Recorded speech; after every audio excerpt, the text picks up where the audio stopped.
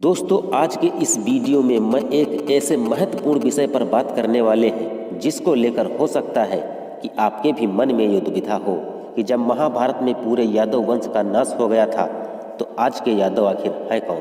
इस रहस्यमय राज को समझने के लिए आप बने रहें वीडियो के अंत तक। दोस्तों, आज से लगभग हजारों वर्ष पहले यानी कि द्वापर युग में जब महाभारत का युद्ध समाप्त हुआ था तो उधर माता गांधारी जब युद्ध स्थल पर पहुंचकर देखती हैं कि उनके 100 पुत्र मारे गए हैं। यह सब देखकर उनको बहुत दुख होता है। जब माता गांधारी से अपने पुत्रों का वियोग सहन नहीं हुआ तो एक दिन भगवान श्री कृष्ण के पास जाकर कहती हैं, कृष्ण, सिर्फ तुम्हारे ही कारण मेरे पूरे वंश का नाश हो गया है। इसलिए कृष्ण, मैं आपको श्राप देती हूँ कि जैसे आज मेरे वंश का नाश हुआ है ठीक उसी प्रकार एक दिन आपके भी परिवार का नाश हो जाएगा। धीरे धीरे वक्त के साथ समय बीतता गया। अंततः विनाश का एक दिन आ ही गया जब एक दिन भगवान श्री कृष्ण से मिलने दुर्वासा ऋषि द्वारिका पहुंचे तो उनकी ही तीसरी पत्नी जामवंती के पुत्र ने स्त्री का वेश बनाकर दुर्वासा ऋषि के साथ अभद्रता का व्यवहार करते हुए अपने पेट में कुछ लगाकर दुर्वासा ऋषि से कहा, मुनिवर, क्या आप यह बता सकते हैं कि ये जो मेरे पेट में पल रहा है वो लड़की है या लड़का। चूंकि दुर्वासा ऋषि तो त्रिकालदर्शी थे, उन्हें सब पता हो गया था कि ये स्त्री नहीं पुरुष है।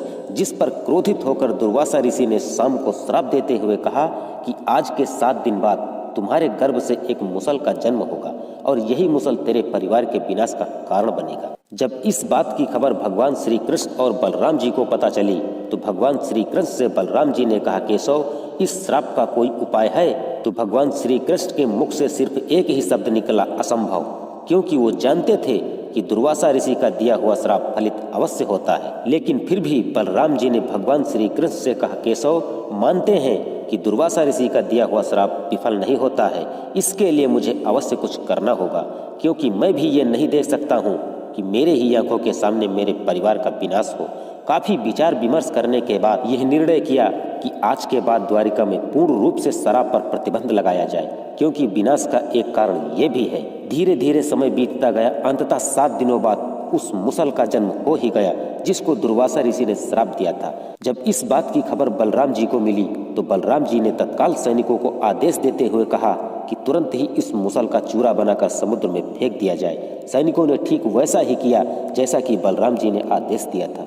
ऐसा करने के बाद अब सब लोगों को यह लगने लगा कि ये जो श्राप था उसका असर अब खत्म हो जाएगा। इसी खुशी के मारे एक दिन शाम और उसके मित्रों ने शराब पीने की योजना बनाई।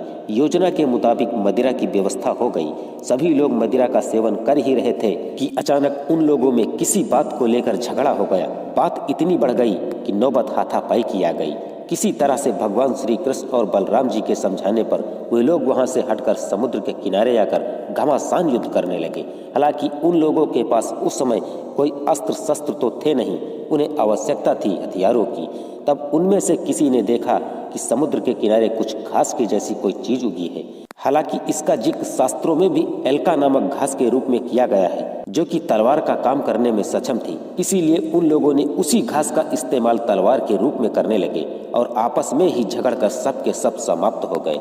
असल में ये घास कोई और नहीं थी मित्रों, ये घास उसी मुसल के चूरे के स्थान पर उगी हुई घास थी जो तलवार की भांति काम कर रही थी और भगवान श्री कृष्ण के संपूर्ण कुल को साफ कर दिया था। हालांकि इस भयंकर युद्ध में शेष 3 लोग बचे हुए थे, जिनमें भगवान श्री कृष्ण, बलराम और उनका एक सहयोगी। तब भगवान श्री कृष्ण ने अपने उस सहयोगी से मंत्रणा की और कहा कि तुम शीघ्र ही अर्जुन को यहाँ लेकर आओ ताकि वो हमारी स्त्रियों को हस्तिनापुर सुरक्षित ले जाए, जिससे यदुवंश आगे बढ़ने लगे। मित्रों, यह समझने की बात यह है कि माता गांधारी ने श्राप पूरे यादव वंश को नहीं दिया था, केवल श्राप भगवान श्री कृष्ण और उनके वंश को दिया था कि आपके वंश का नाश हो जाएगा। मित्रों, आशा करता हूँ कि इस कथा से आपके भी मन का भ्रम दूर हो गया होगा। धन्यवाद।